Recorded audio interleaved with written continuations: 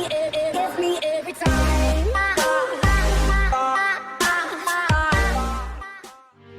Yesterday we got the renders about the Galaxy Note 10 non-Pro version, and that video is over here. Today we also have the Galaxy Note 10 Pro renders. For most things considered, the Galaxy Note 10 and the Note 10 Pro are almost the same, but there are a couple of differences which we will talk about in a minute. Before talking about anything else, let's talk about the release date, which is rumored to be 10th of August, and it makes perfect sense. Galaxy Note 10, August 10. Last year the Galaxy Note 9 was announced on 9th of August, so 10th of August makes perfect sense for the Galaxy Note 10. Samsung could make changes to the release date, but as of now, 10th of August seems like the official release date for the Note 10.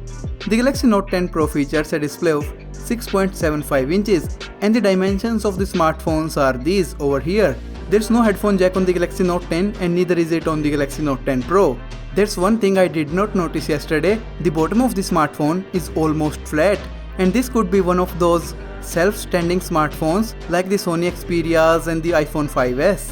At the back we get 4 cameras, the standard, the wide angle, the telephoto and the time of flight.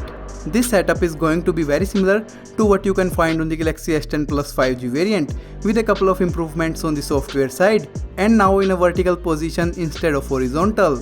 If you don't know already, Samsung killed the Bixby button and replaced it with the power button, so now for the very first time the volume rockers and the power button are on the same left side, and the right side is practically clean. The processor is going to be Snapdragon 855 or Exynos 9820 with 12 gigs of RAM, 4500 mAh battery with super fast charging of 45 watts, and that is going to be very awesome.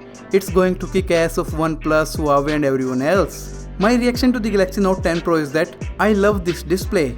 I adore the 45 watt charging. I want this quad camera. I can live with the back design. I can also get used to the new button placement.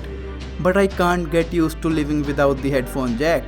The removal of the headphone jack is the biggest reason why I'm not getting the Galaxy Note 10. If the Galaxy Note 10 had a headphone jack, I can guarantee that I would have bought it. But now I think I'll either have to buy a S10 Plus or just keep using my S9 Plus. Did you guys love the Galaxy Note 10 Pro? Are you thinking about buying it?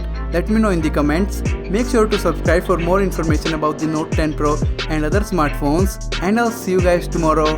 Peace out.